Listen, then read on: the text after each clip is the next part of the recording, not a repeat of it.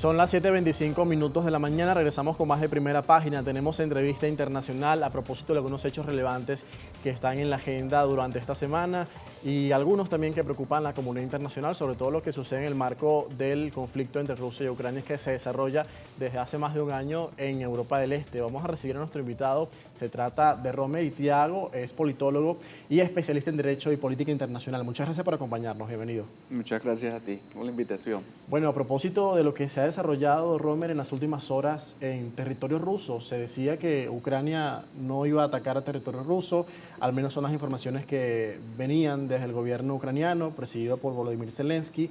Todavía hay unos ataques que no se han reivindicado por parte de Ucrania, pero Rusia está acusando directamente a Kiev de atacar sobre todo la localidad de Volgorod, que está muy cerca de la frontera que da con el este de Ucrania, donde Rusia posiciona sus fuerzas y busca mayor dominio. ¿Cuál es el análisis que hay sobre esto, sobre todo en esta etapa de la guerra, cuando Kiev está recibiendo más armamento de Occidente y se temía a que se entrara en esta etapa?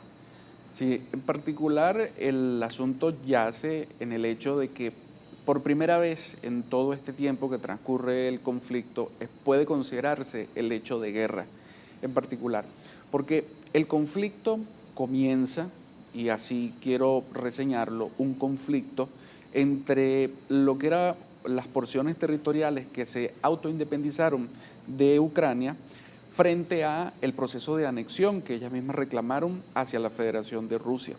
La Federación de Rusia, pues de parte de las órdenes del presidente Putin, inició lo que llamó una operación especial. Y todo esto generó pues un conflicto de escala mayor que se ha considerado desde Occidente como una guerra. Pero en particular el hecho había ocurrido dentro del territorio ucraniano, nunca hacia el territorio de la Federación de Rusia en particular. Por lo que me llama poderosamente la atención porque esto pudiera ahora tener una nueva escalada y la respuesta de la Federación de Rusia puede ser aún mayor. Eso en particular. Claro. ¿Y qué implicaciones tendría ya que Ucrania entre en un enfrentamiento directo con Rusia dentro del territorio que controla Moscú?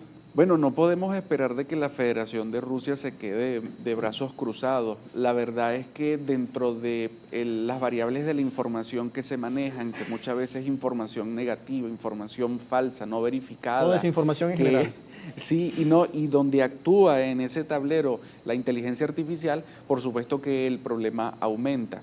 En particular, por el hecho de que no sabemos a precisión cuánto es la capacidad militar perdida en este conflicto de parte de la Federación de Rusia. Sí se ha hecho pues especial atención al hecho de que Occidente ha armado a Ucrania, y si no lo hubiese hecho, pues Ucrania ya hubiese sido completamente arrasada por la Federación de Rusia en términos militares, ¿no? Yo creo que los procesos de anexión se hubiesen dado. Un ex asesor militar del presidente Donald Trump ha dicho de que 2 nuevos oblasts o estados, porciones territoriales, a final de este año serán anexados a la Federación de Rusia. Y claro, y ya conociendo los 4 que fueron anexionados el año pasado, sobre todo los oblasts de Gerson, Zaporilla, Lugansk, Donetsk, en el este de Ucrania y también en el sur. Pero ahora que mencionaba la capacidad militar de cada uno, entendiendo que Ucrania tenía un ejército mucho menos armado que Rusia, o tiene un ejército menos armado que Rusia, cuando ya se contraponen ambas fuerzas, sobre todo el armamento militar que recibe Kiev de parte de Occidente, y vemos también el lado ruso, ¿usted cómo podría evaluar ese desempeño? Porque también hemos visto derrotas que se le atribuyen a Rusia, que quizás estaba sobrevalorado ese ejército que se conocía como el segundo más importante del mundo.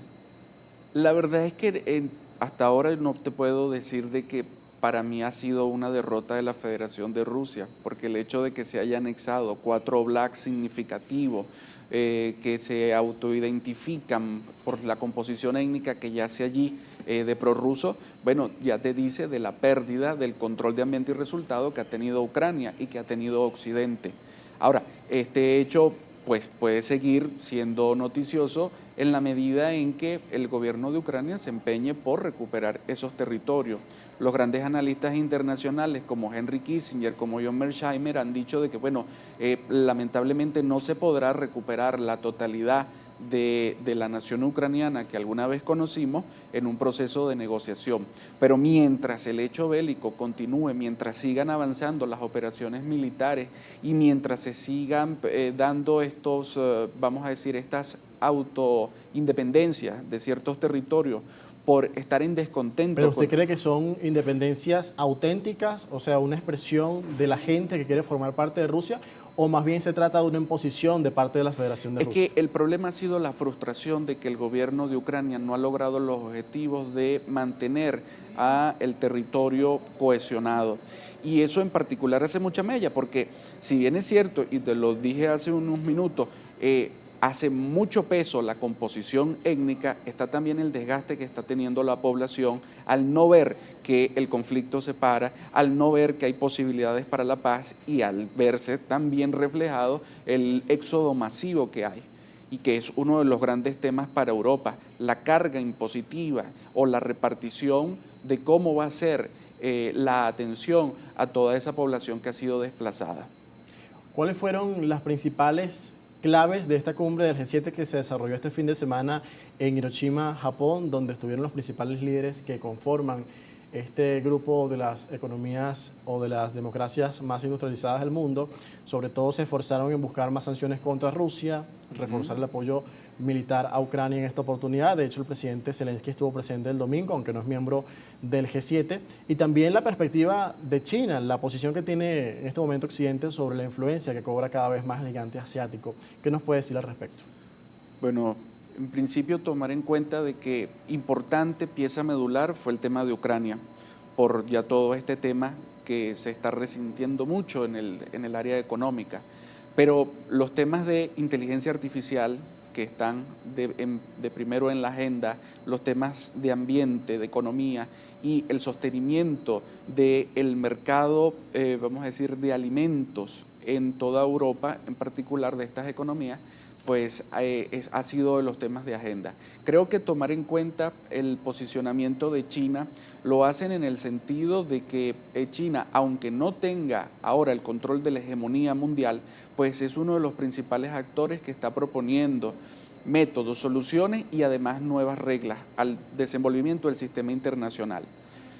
Esto lo están haciendo todos los organismos internacionales, porque no es solamente que se reúna el G7, lo está haciendo la OTAN, lo está haciendo los Estados Unidos de forma particular, lo hace la Unión Europea en general y lo hacen las periferias, porque están, presenciando lo que es la irrupción de un actor que, si bien por el hecho bélico no están transformando las reglas del juego, pues se nota que hay un desempeño mayoritario y hay una comunidad de estados emergentes que están posicionándose dentro de las áreas que comúnmente controlaba Occidente. Bueno, ya vamos a hablar sobre eso. ¿Cuál es el futuro que tiene la paz en Europa del Este para poner fin a la guerra en Ucrania? ¿Qué dice China en sus 12 puntos que propuso tanto a Rusia como a Ucrania para que se solucione este conflicto que está dejando lamentablemente miles de vidas perdidas, un éxodo masivo? No sé si más adelante podemos considerarlo como diáspora de ucranianos, sobre todo al lado europeo. Vamos a estar conversando con nuestro invitado, Romer Itriago, es politólogo y especialista en Derecho y Política Internacional, hoy con nosotros para hablar sobre este tema que es determinante y que se mantiene en la agenda internacional. 7:34 minutos, vamos a la pausa y a la vuelta más de Primera Página. Si tiene un comentario, envíelo por la etiqueta Primera Página. A las 7:38 minutos continuamos con más de Primera Página. Conversamos con Romer Itriago, politólogo y especialista en Derecho y Política Internacional, a propósito de la guerra en Europa del Este, otros temas y otros actores que se involucran para buscar una solución al conflicto. ¿Cuál cree que es la perspectiva asiática sobre esto? China ha presentado un plan de paz de 12 puntos que Ucrania y Rusia han recibido, aunque todavía no se han decidido por él. ¿Qué pudiera pasar en los próximos meses? ¿Pudiera haber un avance en estas negociaciones? En el caso de China en particular, pero sí hay otros actores también que buscan mediar para la paz, y en Latinoamérica incluso tenemos a Lula da Silva como presidente de Brasil, que también ha abogado por un fin al conflicto. ¿Qué escenarios tenemos para la resolución? En particular, el hecho de que el G7 dijese de que no hay un acuerdo de paz o por lo menos una vía para alcanzarla, bueno, ya dice mucho hacia dónde vamos. En cuanto a lo que me preguntas, bueno, es muy sencillo. La órbita de Occidente no va a considerar los postulados que establezca la República Popular China. Aunque puedan ser discutibles, muy debatibles, todos los 12 puntos formulados, bueno, sencillamente Zelensky va a estar allí mientras la Unión Europea siga manteniendo ese apoyo, o en particular mientras Estados Unidos, bajo la administración demócrata, continúe apoyando el conflicto. No creo que deba ser un área prioritaria, creo que les ha salido muy mal establecer en Ucrania un hoyo negro al sistema internacional cuando son otras las condiciones que hay que atender. Y por eso te decía que aunque China no tenga hegemonía, es un actor que está redefiniendo las reglas. En Asia y Indo-Pacífico se están dando nuevas estructuras de organizaciones internacionales, las adhesiones de estados, vamos a decir, de nuestra periferia están allá, están muy comprometidos con lo que está pasando, porque sencillamente en Europa no están encontrando que haya mayor beneficio en términos de organizaciones internacionales, en términos de relaciones económicas y de integración política. Uno de los hechos importantes que ha dejado el conflicto es que eso que nosotros creíamos que era el multilateralismo y que conducía a la paz o por lo menos a estar dentro de una estructura de reglas del juego, pues no es lo que se está dando. Hay un regreso a términos westfalianos, o por lo menos a aquellas situaciones en las que los estados se conducían por el poder, claro, y la ubicación de los menos poderosos respondía a ello.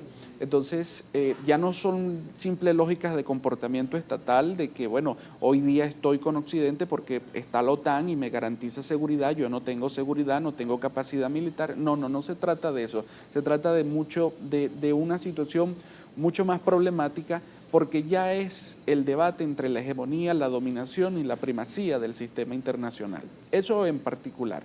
El hecho es que China también mira con preocupación la forma en la que Occidente está actuando, porque... Quería eso, porque usted cree que Estados Unidos en este momento, como uno de los actores vinculados principalmente al conflicto en Europa del Este, sea una oportunidad o más bien un obstáculo para lograr esa paz, porque pareciera que en esta era de Biden se multiplican los conflictos en el mundo, muy en contraste a lo que sucedía hace poco más de 4 años con el gobierno del expresidente Trump, que no apoyó ninguna guerra, que no inició incluso ni una, pero quizás vemos ahora, o pareciera que Estados Unidos fuera en una debacle geopolítica, incluso lo estamos viendo no solamente en términos geopolíticos, sino también económicos y en otros. ¿Qué cree usted al respecto?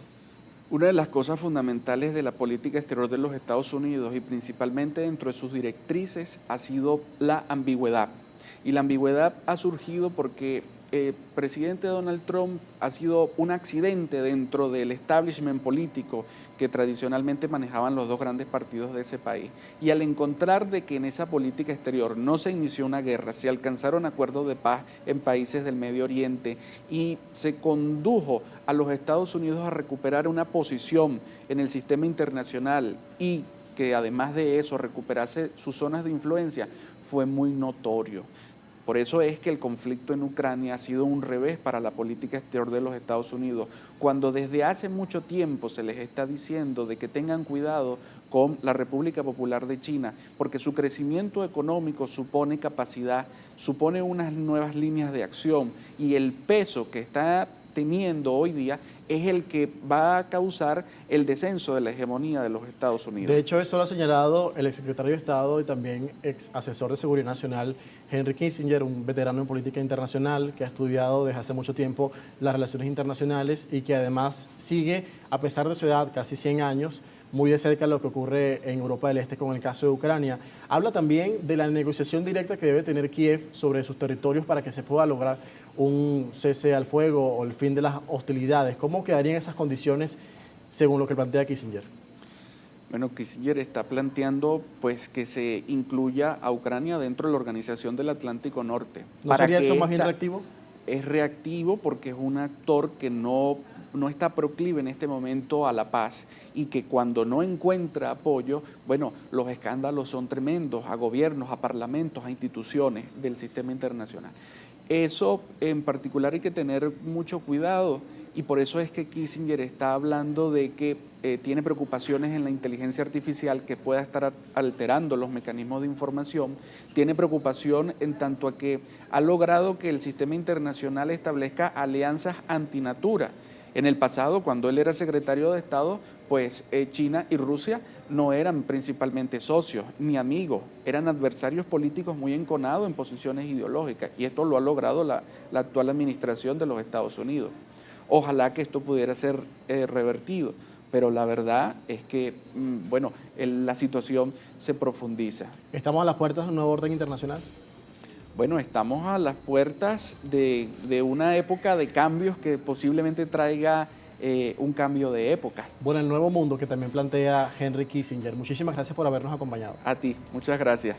Son los escenarios que nos presenta hoy Romero Itriago, es politólogo y especialista en Derecho y Política Internacional, a propósito del conflicto entre Rusia y Ucrania y lo que esto ha derivado también para las relaciones internacionales y la estabilidad global. Son las 7:45 en punto. Vamos a la pausa y a la vuelta nuestro compañero José Luis Rodríguez, el Pumita, nos presenta los deportes de primera.